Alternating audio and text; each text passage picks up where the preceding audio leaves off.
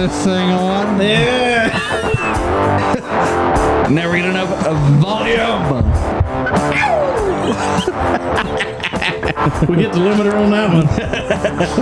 Go ahead, We're sir. back, baby. Talk us up. Back on the Hillbilly broadcast. We got a new host. Yeah. Yep, and they like me better, by the way. They do. They do. Just back. Just me and the old bro, old Phil Sparks. Oh, there's somebody else. Oh, Yeah, I'm talking there in your arms, dude. Oh, yeah. Yeah, they stuffed a baby in my arm. Said, here, hold this. Sitting here holding a little turd. Yeah, that's something you never want to hear said to you in a dark alley in Philippi in the middle of the night. Here, hold this.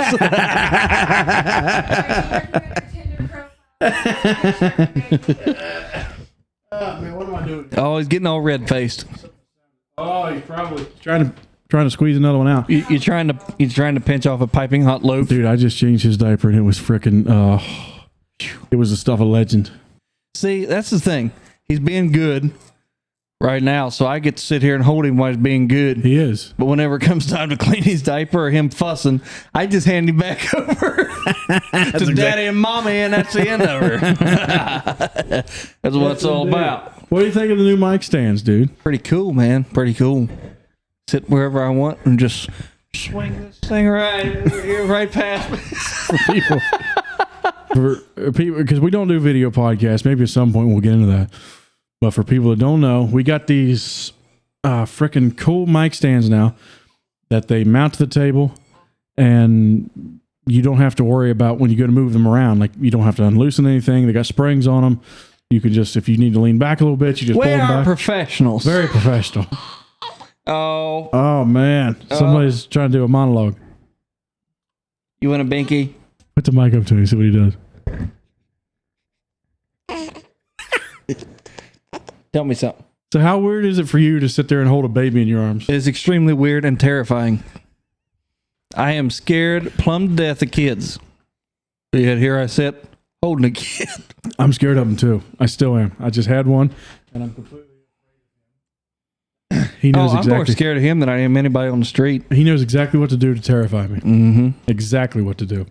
Like right now, he's giving me the stink eye. He gave me the stink brown eye a little bit ago. Did you do that? Do you think in like 20 years he'll look back on these podcasts and be like, my dad was really stupid? Those fools. Those cigar smoking, liquor drinking fools. Those rebellious Christians. Those wannabes. Oh, man. Just me and you in the studio tonight. That's been a long time, brother. Yeah, man. Oh, play with the mic. He's smacking the mic around. Let me bring up some of these messages we had here, because I had one I wanted to address. Because you were just on the last episode we did. Mm-hmm. That's your first episode in what, 6 months, maybe? It's been quite a while. At least the first of the year. Maybe even back before the first of the year. Probably so, because I just been busy by choice, basically. Yeah, I know how that goes. Working on stupid hobbies and stuff, building motorcycles and crap. Well, you had people that were, you got fans. Somebody actually wrote in, and they said this. They said, I enjoyed the latest episode. Really some good things to think about. I think they were talking about the episode with David Graff, where we discussed sanctification. For all those that were not raised in the holiness movement, disregard. It will mean nothing to you. You have no idea what we're talking about. You have no idea what we're talking about, nor how much it scared us. Mm-hmm. Mm-hmm. Really some good things to think about. My brother, and I won't mention the name, who by the way found you on Spotify, and I are wondering where John is on these recent episodes. We missed his inputs. Yeah, we missed John's inputs. I never thought I'd ever hear that said in my life. How much you underestimate me. He said, also, it is interesting how the show has changed from the beginning. It has taken a decided shift to more serious and thoughtful debate. Yes, that's what you have. Me? Serious and thoughtful debate. Yeah. Because we were talking about a baby crapping his pants. You keep up the good work, and we will keep listening and sharing the Hillbilly broadcast. Well, thank you, sir. Thank you for writing in. Really liked it. John, what do you think? What do you have to say to your fans? Oh, Apparently, you have two of them right here. There's at least two people. I knew it. They love me.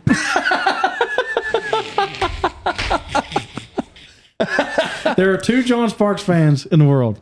I like John's input, but I prefer the input of John's mustache, which is massive. He has decided to go.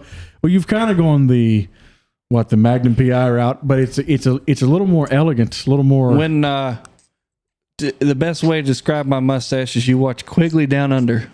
Quigley Down Under. Mm-hmm. So it's like Magnum PI. It's an old Tom Selleck movie, and he goes to Australia. Did he have an Australian accent in that one? Mm-mm. No, he was American. Okay, because I can't imagine him trying an accent. Yeah, he went over there to. This guy had hired him to ward off Aborigines that were trying to run him off of his farm or whatever, because he basically invaded on our land like we did the Indians. Yeah. And he had the come in, we took it all, and we're proud of it. He had the stash and patch just like what I got. Yeah, stash and patch is good. Let's talk about something. Let's talk about it. Me and you, over the past 2 weeks, because there's been several things happen over the past 2 weeks. We won't get into too many of them on here because I think we've got other episodes planned to talk about this. Mm-hmm. Number one, Missy gave birth to that little bag of bones that you're holding at the moment. And then this past week, Missy had some major complications because of that bag of bones that you're holding in your arms. This basically Stewie, right? Yes. He tried to kill his mother, and he came very close. Really, I want to laugh. He was 10 days old and already had his mama in the hospital. Yes, he's come closer to killing anybody than I ever did. Missy wound up going into basically like a postpartum heart failure because of him. Mm-hmm. But anyways, so because of that, I've pretty much had the past 2 weeks off. And during those past 2 weeks, me and you have pretty much done nothing but smoke cigars. We've spent about $400 between the two of us on cigars. Matter of fact, my Jewy brother over here convinced me to purchase 70 cigars. Yes, you have 70 $70 in cigars, 70 cigars. Yes.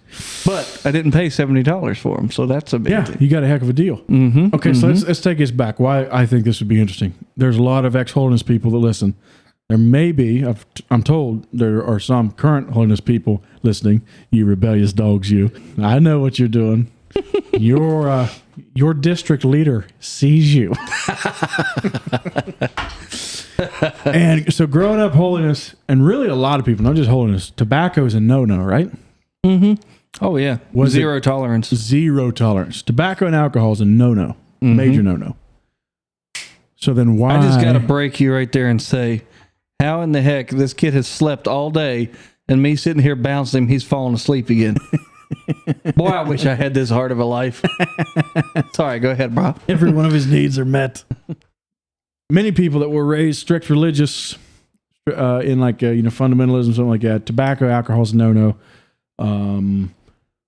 Probably, I would say, maybe tobacco is more of a no-no than alcohol?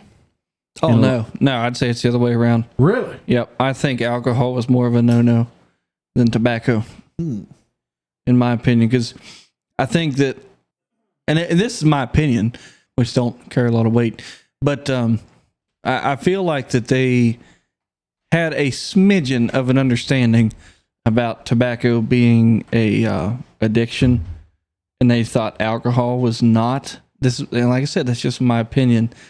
So I think, like at the beginning of your walk with Christ, that they would give you just a smidgen of a break for like 2 hours, and then you had to throw it away. And say he was trying to get off snuff or something like that, they would be a little more lenient. Yeah, I do think that, but they just alcohol, nope, gone. Which is funny because they look completely past. Here's the thing: at Clinton Camp, they would quote Charles Spurgeon. Mm-hmm. Who's Baptist, by the way. I would not agree with him. But they would quote Charles Spurgeon, who was a preacher, a British preacher from like the late 1800s. And because he believed in the second work of grace, so therefore they thought he was on the same team. He was also a Calvinist, so he wasn't on the same team. Anyways, let's get into the weeds. But he loved cigars. He'd smoke cigars a lot. And it's kind of funny that people would be like, they would embrace him because he would not be allowed to preach at Clinton Camp. Heck no. You imagine him getting up there and before he's, at the ring meeting out front, he's sitting there just lighting up a cigar. I'm getting ready to preach, dang it. Lighting up a big old Rocky Patel. Well, back then he could have got true imports from Cuba. Oh, dude, he could have. But I remember the first time I tried cigars because I wanted to try them. And I think it was my brothers-in-law. Those two little suckers. John Riggs. Thanks, John, I know you're kidding. listening, John. I think he was the one who got me into it. Dutch Masters. I don't remember what my first one was. But I remember that's what they was smoking at that time. I do remember what my first one was. It was a Black and Mild Jazz. I paid a whole 79 cents for that first little cigar. Which they're now 99 cents. Yes, way back in the day. But I remember starting with them, and I remember feeling so guilty for a while. Like, because I would do my research, my health research and all that. And I'm like, okay, these are not as bad for you as smoking cigarettes. But still yet, I'm like, ugh. What if a holiness preacher sees me? But now me and you, we're pretty far into it anyway. Mm-hmm. Oh yeah. As a matter of fact, built my own humidor. Yeah, we both built humidors. Mm-hmm. You built one out of wood, and you built one out of a jar. Mm-hmm. Now I have an actual humidor that my wife bought me, which is awesome because it took her a while to come around on that whole subject. And before we go any deeper in that, let's talk about the reason why we started smoking cigars. So for me, I kind of agree with Gavin McGinnis on this, that a lot of the old, just true masculine things are gone. Mm-hmm. And smoking cigars was one of those things. It was. And I feel like that, just smoking a cigar is just something that's manly, but also they do have a really good flavor. They do.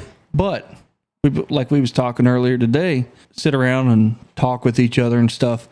And you've got something to do with your hands. So you're not, twiddling your thumbs on your phone. Right. Or, trying to, because, I can't sit still. I always have to be doing something, basically. Yeah. And so I can sit there and, kind of keep tabs on your cigar, relight it if you have to, work on the draw of the cigar, whatever, and just sit there and enjoy time with each other. There's a whole ritual involved in it. There's like specific tools for it. There's a certain way you got to light it. There's certain ways you have to adjust it as you're smoking, because like you talking about fixing the draw might go bad on you. And by draw, we're talking about, how well that you can pull smoke through the cigar. Sometimes it might clamp up a little bit on you and you got to fix that. It's just like, it's almost like this meditation type thing. You are completely focused on that cigar and the conversation. Right. And that cigar requires your attention. If you talk too much, the cigar might go out. Then you got to do a relight, which is not bad because then you go through the ritual of that. There's nothing about cigars that are fast paced. No. Nope. And like these premiums we've been smoking, we know when I smoke a Robusto, it takes me about 40 minutes. Yeah.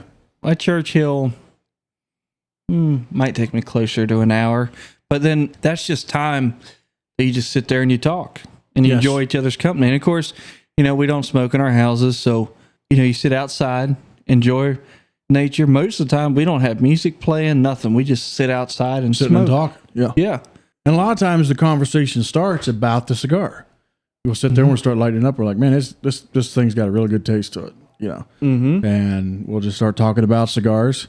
The company that I buy cigars off of, Famous Smoke, they sent a catalog. So I think it was yesterday we were sitting out smoking. And we just started flipping through that catalog. We're looking at all the stuff, finding deals. All yeah, my brother's like, look at this deal. Oh, look at this. Next thing I know, I've ordered 70. Yeah. And the thing is, once he buys them, I know I get to smoke some of them. We're trying to smoke up some of the cigars out of the humidors because we got more coming. Dude, we started. Oh, my Lord. I'm going to have to build a second one. I'm going to have to do something with this. Yeah, I'm going to have a second one because it becomes this hobby. And let me go back a little bit because there's going to be people like, oh, you're smoking. Yeah, you are. You're not smoking the same as a cigarette. Yes, okay? There is a different technique to it. Yes. Now, obviously, there's still a risk of cancer and all that stuff. However, it is highly less likely than smoking cigarettes, because the proper way to smoke a cigar is it's like drinking through a straw. Yep. You just suck the smoke into your mouth. You just get the flavor of the cigar. Yep. And it's just, I don't know. You get a little bit of nicotine from it. Depending on the cigar, I've gotten some pretty crazy nicotine buzzes before, but you just smoke it for the flavor. Right. It's not a smoke to get the nicotine and that sort of thing like you do from a cigarette. It's just purely for the flavor. Well, and the main distinction is that you're not inhaling a cigar.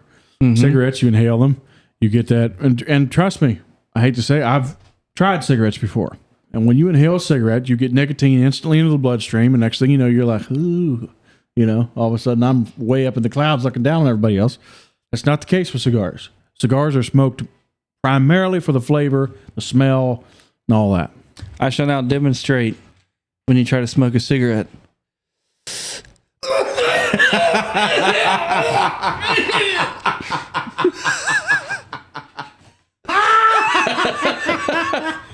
That is about the way it goes. That was good. We got to ring the bell on it. That was good. I like that. I have never been able to inhale. I remember reading this online somewhere. Somebody had made this same general argument. You don't see cigar smokers out like huddled in the smoking section at the airport just trying to get some smoke in. Right. You'll see cigarette smokers doing that because they need that fix.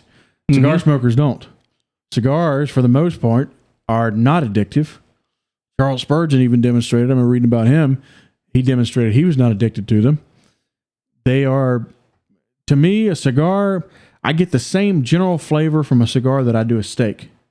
Mm-hmm. Like to me, a good steak and a good cigar have a lot of same general taste to them. That's just what I find in them. Or it can also be comparable to a good cup of coffee, I think is what a cigar tastes like. Like a cup of black coffee, really strong black coffee. Right.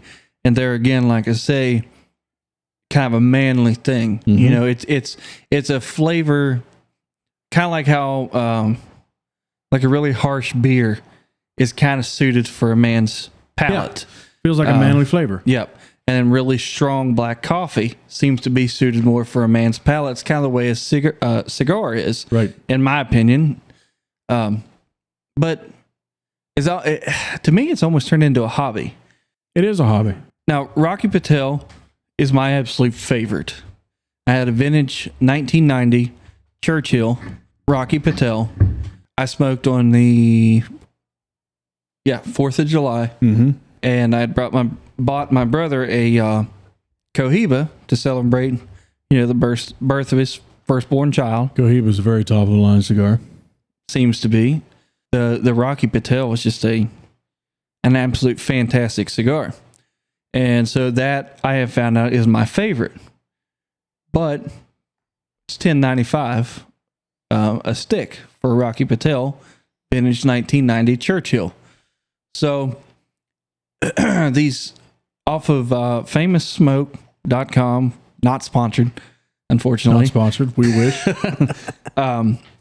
They sell variety packs of Churchills, Robustos, about whatever size of cigar you're looking for. And I do enjoy that variety pack. Like you might get a couple really dark flavored cigars, and then you get some that's really, really light flavored, and then you get them in between. And it's just, I'm not just going to order one brand and be stuck with that one brand. You know what I mean? Yeah, it is nice to be able to try multiple ones, find out what flavors you like. It's kind of like a gun enthusiast. Yeah, that just collects guns. It's like, you usually don't buy two of the same gun, right? Or for me, I know you're not into this, but like for different wine, like me and Miss occasionally on date night, we like to try different wine. I remember like we'd buy Apothic. We found out we really liked Apothic. I think it was Apothic Dark or whatever it was. Mm-hmm. It's just you're trying out new things. I think the key to it is moderation for your health effects. Right. Don't smoke 28 a day like, President Grant did. You will wind up with some kind of health problems. The Heart Rate Institute, I was talking about the the health effects of it. The Heartland Institute published an article. They were talking about the FDA study and what they found were cancer risks nearly nil for 1 to 2 cigars per day. I don't normally smoke 1 to 2 a day. Now, if we're like on a weekend or something like that, yeah, could do something like that. We catch up for what we lost through the week. Now, also, I think for us, it's kind of we're in that new toy phase because we've tried cigars for years. But it would be like, for a while, for me, it would be smoke 1 cigar, then maybe 6 months later, smoke another one. Right. Yeah. We weren't cigar enthusiasts. Yeah. Now, for me, I found myself in this strange situation. I got addicted to nicotine without being a regular tobacco user. I started off, it sounds so terrible. To me, it feels like it would sound more manly if you're like, I was, 2-pack a day of Winston's back when they were sponsoring, or Marlboro Reds. Yeah, Marlboro Reds. Give me a bag of Marlboro Reds. That was not the case with me, and this is not something I publicized widely. But I remember I got hooked on nicotine products, not tobacco products. I started off with one of them stupid little vape things because I knew what nicotine felt like, and I liked it. I'm talking a good strong hit of nicotine, like you'd get from a cigarette or from like a dip of snuff. I did not like the taste of snuff.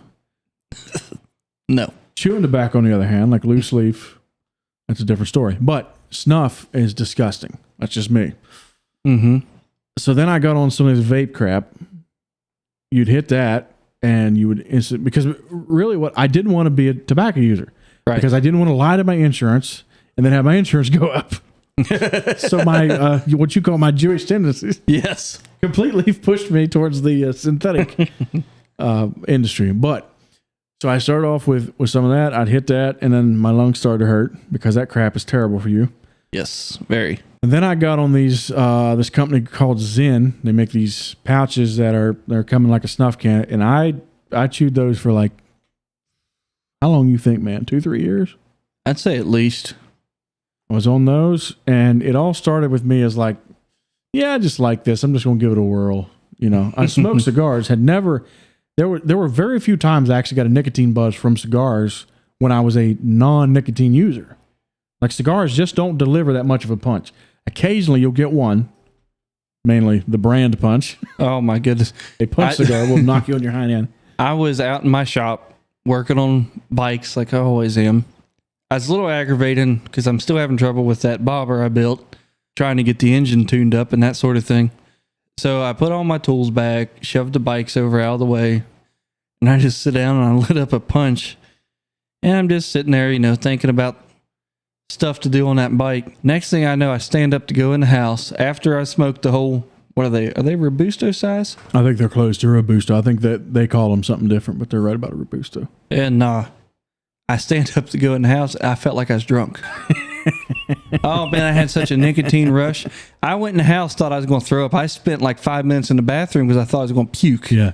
It was horrible. I've had close to the same experience with a punch before. They're loaded with nicotine. That's strong tobacco. I just bought a brick of 20 Rocky Patel Fumas, or however you pronounce it. I think that's how you say them, yeah. Kind of like a second. Yeah.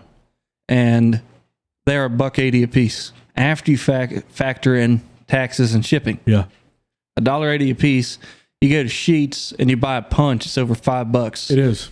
And I'm like, and it will nail you. And I'm like, I'm getting freaking Rocky Patels for $1.80 a piece. Phooey on these punch. A punch will freaking nail you to the wall, dude. Oh my goodness. They're a really dark cigar, and I mean just loaded with nicotine. It's crazy. They got some good flavor, but it's not phenomenal. I've had a lot better. No, I mean, so there's a local smoke shop, maybe 20, 25 minutes from where we live. Yeah. Both your place and mine. Yep. They have a house blend cigar. They're right about $5.25 a piece. Yes. And they are twice the cigar that Punch is, and you don't get all that nicotine from it. You just get a really good flavor. Mm-hmm. Really good flavor. And it's a torpedo, which is almost the length of a Churchill, but a bigger ring gauge. Yeah. So when we're talking about these names, so when you have a Robusto, or you have a Churchill, or you have a Corona, that is the different sizes of cigars. So like a Robusto is usually about about 5¼ inches long. I believe. And then they go off of ring gauge as far as how big around they are. So I'm not sure what ring gauge a Robusto is. They're not big and fat. They're just what you would think of as a typical cigar. Mm-hmm. They're not big. Now, Churchill's like 7 inches long, usually has a little bit bigger ring gauge. They're named after Winston Churchill. They're massive. So, yeah, when I was on those nicotine pouches, I remember because I wanted to make sure that, like cigars and stuff, obviously I didn't want to do anything that would hurt me as a Christian. Mm-hmm. And when you grow up hearing that, tobacco's of the devil, obviously you have this little weird thing where you're like, I don't know, should I do this? They always say your temple, your body is your temple, and you're not to harm that. And I agree with that. But then I started doing the medical research on it. And yes, there is a risk to it. It seems to be a fairly low risk, or one that I'm comfortable with taking, especially when you do it in moderation. I think moderation is the key. And here's how I would balance that out. Is it better for me? And this is the way I've rationed it out. This is not medical advice for you to take. But is it better for me to smoke a cigar on the weekends, or is it better for me to go load up on McDonald's that weekend? Exactly. And to me, there's no comparison. Like there's a guy, I saw a video of him on Facebook probably about a month ago. He has the Guinness World Record for the most Big Macs eaten. He eats 2 Big Macs a day, 7 days a week.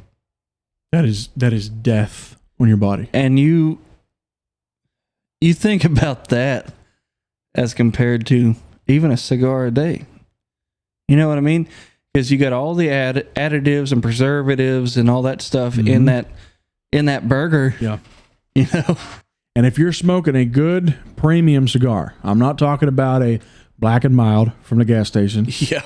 Or Swisher Sweet. I'm talking about if you go and you buy a La Floridita, or you buy an Alec Bradley, or Hoyo de Monterey, or a Punch, or St. Louis Ray, or an H. Upman, or something like that. You're buying something. They take pride in building that. This isn't like your big cigar companies. These are more like, this is a craft for these guys. Right. This stuff does not have a bunch of crap that's put in it like cigarettes. These things will go out on you. A cigarette will not, and they make sure of that. Yep. They add a bunch of just flat out crap in there.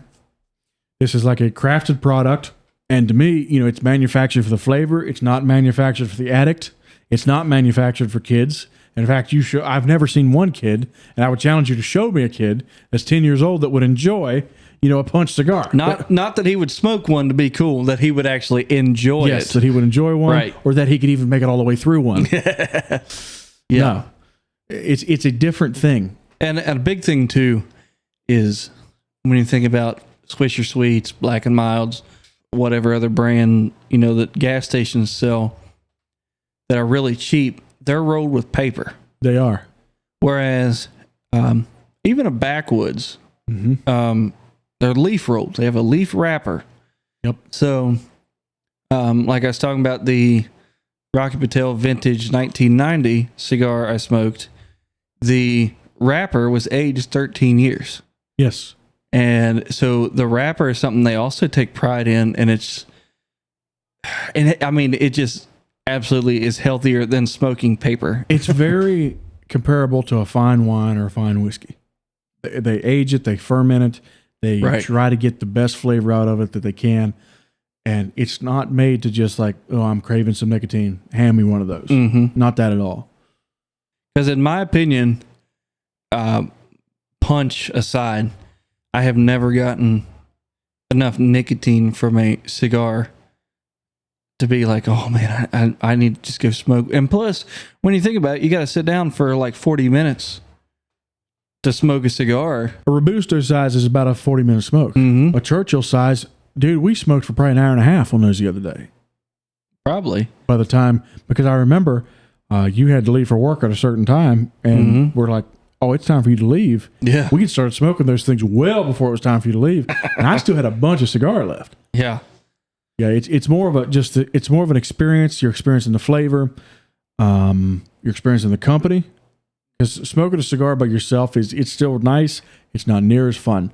Now, these are things that we're talking about. I would have completely written off anybody as being a Christian if they had said to me, I smoke cigars.